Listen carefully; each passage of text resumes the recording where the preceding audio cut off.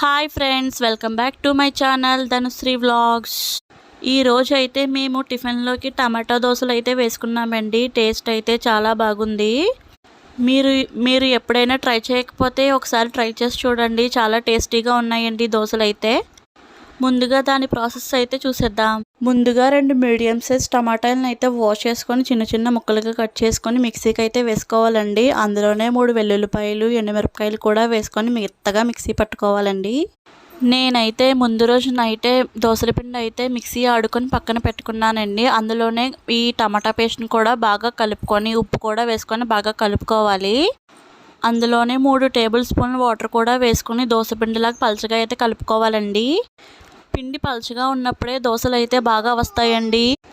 Stove వెలిగించి dosa pan అయితే పెట్టుకొని దాని మీద ఆయిల్ వేసుకొని స్ప్రెడ్ చేసుకోవాలి. ఆయిల్ హీట్ అయ్యాక దోశ బ్యాటర్ వేసుకొని పలచగా దోశలాగా అయితే వేసుకోవాలండి. ఆ దోశని సిమ్లోనే 5 నిమిషాల పాటు గోల్డెన్ కలర్ వచ్చేంత వరకు ఫ్రై చేసుకోవాలండి. దోశ గోల్డెన్ కలర్ వచ్చాక మరోవైపు టర్న్ చేసుకొని దాన్ని కూడా కాలనివ్వాలండి బాగా.